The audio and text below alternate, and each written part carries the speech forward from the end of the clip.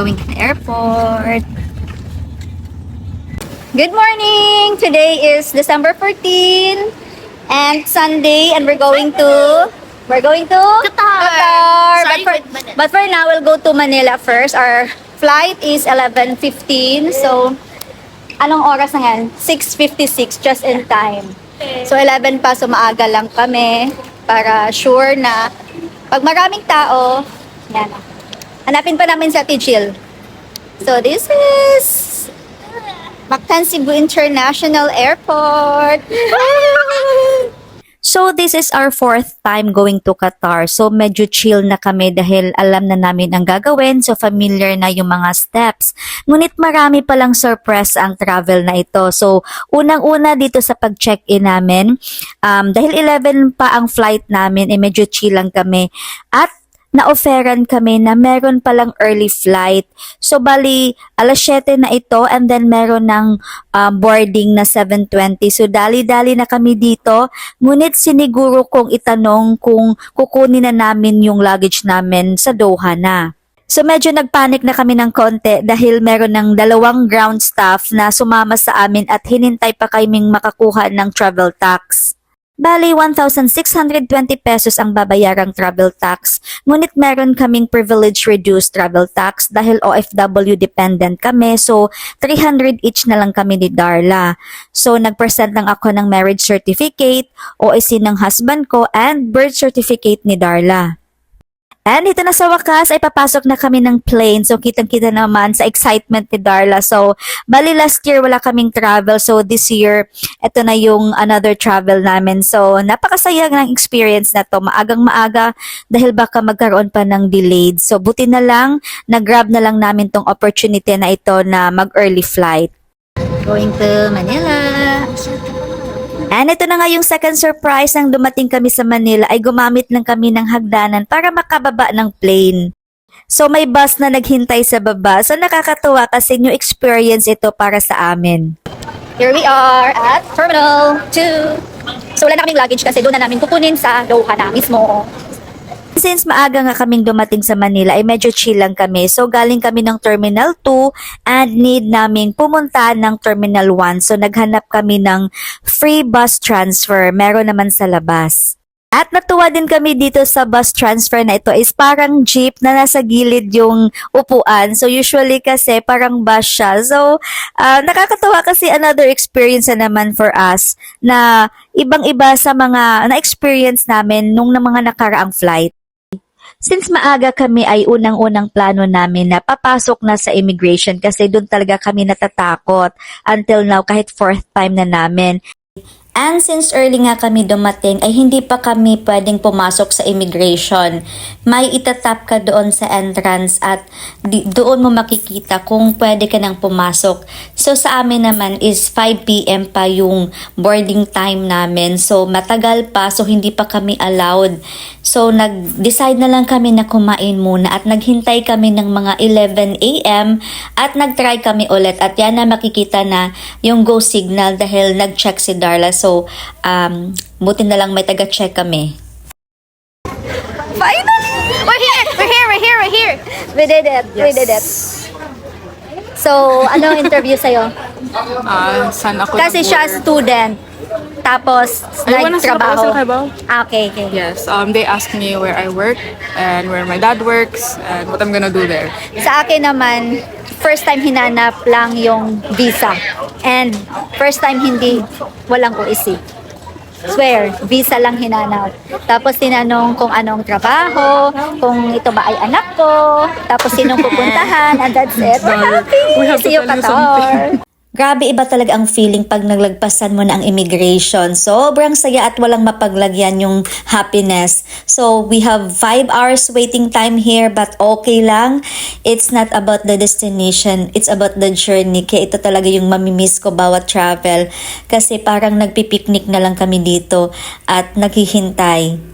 Nung bago kami mag-boarding time ay tinawag ang aming mga pangalan para i-verify ang aming mga visa dahil hindi ito na-verify sa Cebu. So I think may problema sa pag-check ng visa sa Cebu. So, this is not the first time. Kagaya ng dati, tinawag ulit ang aming mga pangalan and naging okay naman. And finally, it's boarding time. So, this is 5:40 p.m. And we're really excited kasi palapit na ng palapit at makikita na namin si Daddy. Yan, ngunit walang TV, kaya nakakadismaya. But anyway, gabi naman, so matutulog na lang kami. Pwede namang manood ng mga movies dahil meron namang wifi, kaya nga lang gagamitin mo yung cellphone mo. So, sa case ko is malapit na akong malobat, so ayaw kong mag-charge. So, parang natulog na lang din kami and sabi ni Darla, hindi daw naglo-loading daw yung mga palabas or mga movies and hindi naman din maraming choices unlike last time na meron talagang entertainment na maraming options. And isa sa pinakamasayang experience na to ay noong travel time namin noong December 14 ay ito pala yung peak ng meteor shower na tinawag na Geminid meteor shower.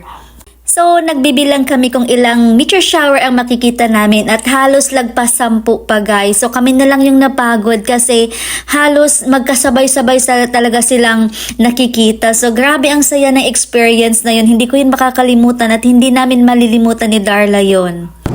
Hi, so we got our meals and I chose the barbecue chicken. Okay. How do I open this? There's even a lot more like chocolate, butter, veggies, and my favorite bread. I'm so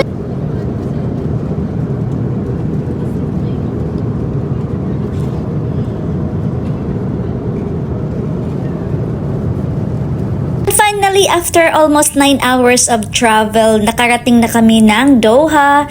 So, grabe, ramdam na namin yung saya at excitement. And nakakatuwa kasi for the last time, meron na namang pasorpresa dahil nung pagbaba namin, gumamit na naman kami ng air stair. So, diba, this is not the usual thing na ginagawa. Paglapag ng eroplano, usually nasa may dadaanan na tube. So, ngayon naman, stairs na at ramdam namin yung simoy ng hangin talaga pag open ng plane or pagbaba namin ng eroplano. So grabe at mayroon namang bus na naghihintay sa amin. So nakakatuwa ito talaga yung experience na ito. So maraming bago sa trip na ito. 12:08. We're done! Guided by Darla. Of course. Going to get our luggage at Carousel 8. I need to get card. I need to get card. So si How Darla many ang cards? 2 cards. 2? Si Darla ang marunong mag-scan ng e-passport. Kay get me. Buti pa si Darla, pati si Ate Jill, natagalan. Nangupya ako kay Darla. Paano i-press yung passport kasi walang nag-assist. Ikaw lang maglagay ng passport. So sorry naman. First time lahat guys, iba talaga yung mga na-experience namin this trip. And all bags are here. So, bago kami makalabas ay meron na namang custom check. Random lang naman, isa itong fear ko. Baka maharang yung mga dala namin. But, wala namang naharang so far. So, we are all good and ready to go out. Here. Here.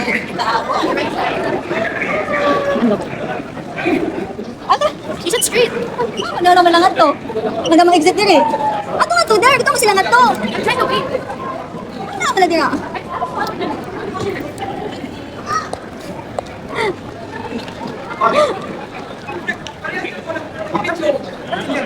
She's still there. This side pa. Wow. Get your flowers. Wow. Thank you.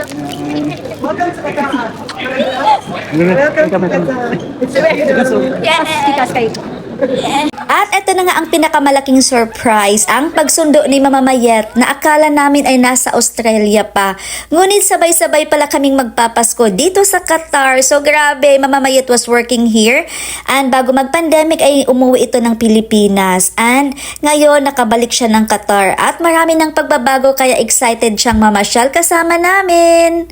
And we are happy for Ate Jill dahil kompleto ang kanyang family na mag-celebrate ng Christmas. And kung nakita nyo ang reaction ni Darla, grabe, nagulat talaga kami. And tinago pala nila ito dahil December 3 pala dumating si Mama Mayet sa Qatar. And it's December 14 na naitago nila sa amin ang kanilang sekreto.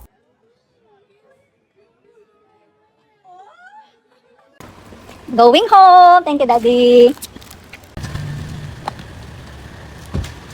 And kinabukasan, nag-umpisa na ang aming gala. Wala nang pahinga-pahinga. Yan dito makikita sa video ang mga first-timer dito sa Doha. Ang Dilatori family. Isa sa pinakagusto namin dito sa Qatar ang kanilang modes of transportation. Sobrang accessible at murang-mura pa. Kahit may trabaho si Daddy ay hindi kami magiging taong bahay kasi pwede kaming umalis at gumala. As long as merong laman ng card mo ng as low as 4 riyals o 60 pesos ay makakarating ka kahit saan. Ganun ka-accessible dito sa Qatar. One of the highlights of this trip ay ang ma-celebrate ang Qatar National Day, kaya inagahan namin ang pagpunta dito sa Qatar. Nag-absent na lang kami ng 1 week para ma-celebrate ito dahil meron silang parade ulit, and nangyari ito last 2019, nasaksihan namin at ngayon lang ulit this December 2025. At pagdating naman sa mga tourist attractions ay hindi rin pahuhuli ang Qatar. Unahin na natin ang nabisita naming Doha Mountains. Today it's December 19th, so here we are at 974. This is the Doha Mountains. So grabe, this is our second time na makabalik dito sa Doha Mountains and sobrang lamig. Grabe, it's parang 15 degrees Celsius ngayon sa Doha kasi umulan kagabi. Inulan yung Qatar National Day nila. So may mga parang ito first time namin makita ng mga parang ng talaga dito, may mga tubig. At nag-rent din kami ng scooter. Sobrang lawak ng lugar kaya maganda dito mag-scooter. Kahit si Bella at Dax na baguhan lang ay sobrang madali lang silang natuto. And maganda dito kasi walang tao at this time. So ito ay lunch time. So better kami here pag may araw pa talaga para makita ang ganda ng view at nagko-complement ang ganda ng sky at ang color ng Doha Mountains. Done with Doha Mountains. And we're going to Old Port Doha. And dito na kami nag-decide mag-lunch sa Old Doha Port and nag-set up ang mga kids ng tent at ito talaga yung pinaghandaan nila ni Daddy, yung mga camping chairs para sa amin. But unfortunately ay ipinagbawal ang mag-set up ng tent dahil sobrang mahangin at bawal maglagay ng mga any decors or ornaments, siguro because of the Qatar National Day or hindi ko alam kasi meron naman daw dati. But anyway, nag-enjoy naman kami sa malawak na lugar and ito talaga yung maganda sa Qatar dahil maaliwalas at napaka-relaxing, but meron namang nearest park, so nag-enjoy pa rin ang mga bata. Yay! We're at the Box Park for the second time. It's very, very nice. Hey, Darla! Hi! Si Jill! Come on, Nakwan. Come on. Here we are, and sakay kami ng Doha boat. One of our itinerary is sumakay ng boat dito kasi yung nakapwesto sa Box Park, but wala na pala sila dito kasi mga private na yung nakapwesto. But anyway, nag-enjoy pa rin naman kami. Meron na ngayong Baskin Robbins at Dunkin Donut dito sa Box Park. And lumipat naman kami sa Mina District. Sumakay kami ng golf cart kasi para maabot namin ang Mina District ng may araw pa dahil hindi namin kakayanin paglalakarin namin sa sobrang lawak ng lugar. So dalawa yung inabangan namin para makapunta agad kami at makalipat agad kami.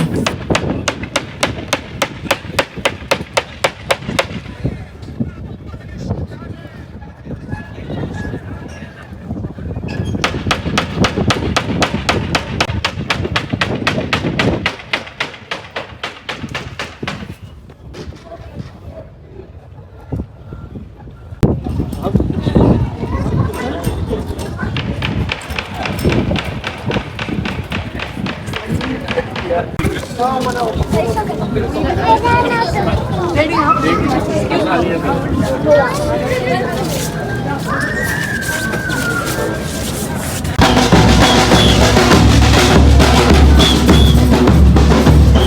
consider Mina District as one of my favorite spot here in Qatar.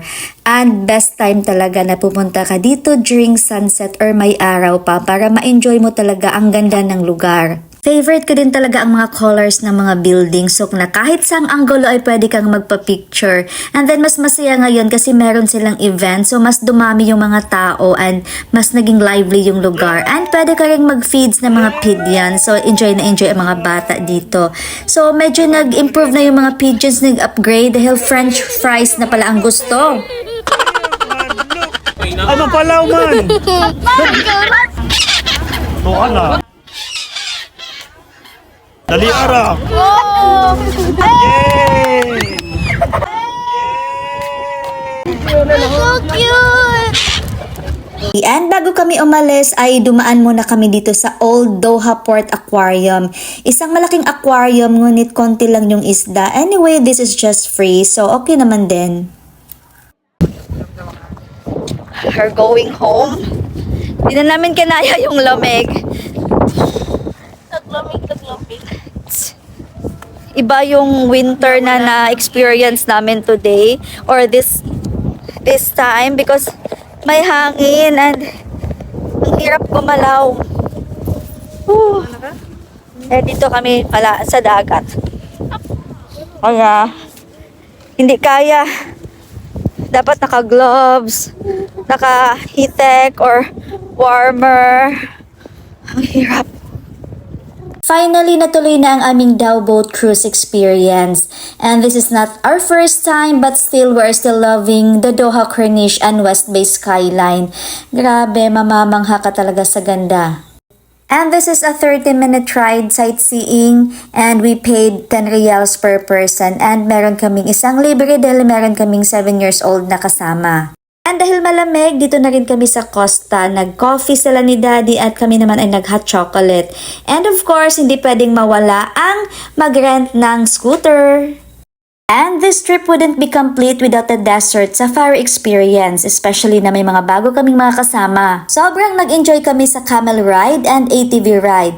I already upload a separate video of this, so check it out.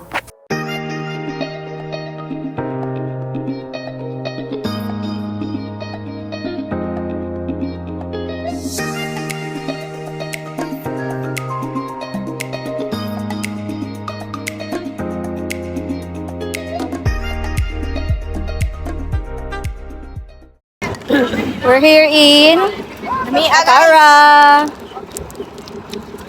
So dito dinadala yung mga tourist, especially sa mga galing sa cruise ship. So ito yung destination nila. For visitors like us, madali lang itong mapuntahan ang Katara dahil meron itong station at paglabas mo ng metro ay makikita mo na ang lugar. Yan, nakaka-amaze talaga ang lugar na ito. Sobrang lawak kaya ang hirap lakarin. Marami pa rin kaming hindi napuntahan.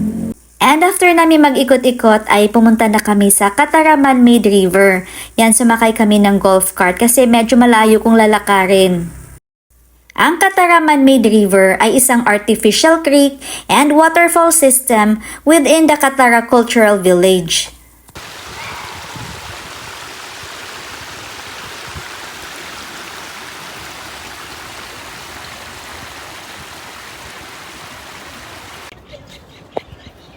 Look at this view. Katara Hills. So, hindi ito yung first time na punta namin dito. I think it's third time na. Pero grabe pa rin. Parang every trip namin dito, pupunta pa rin kami kasi ang ganda talaga. Napaka-refreshing. Ang lamig ng hangin. And ito, may mga nagpipiknik. Sarap dito kasi puro green.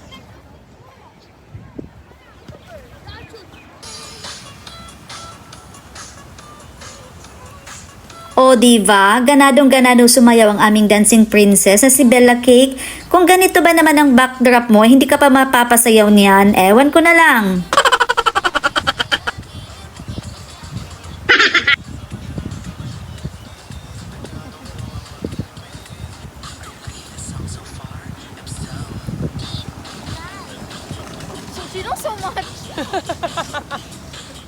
Kaya na ako mag-TikTok dance.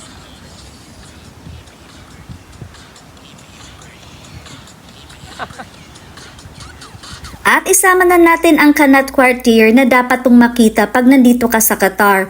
Isa itong charming Venice-inspired neighborhood on the Pearl Qatar Island. First time namin pumunta dito at sinadya talaga namin na may araw pa para makita namin ang mga colorful buildings, mga canals and pedestrian bridges with a touch of European atmosphere with Arabian chic. I know hindi masyadong nabigyan ng justice ang lugar ng dahil sa video, but sa personal talaga grabe sobrang ganda, and I suggest yung damit mo pag nagpunta dito, magdamit ka ng mga bold color kasi si Darla naka-red at ang ganda talaga ng kuha ng video and pictures niya. Meron ng mga restaurant dito, may mga boutique, and meron ding water taxi ride na hindi pa namin na-try, kaya sa pagbabalik namin soon, yun ang itatry namin.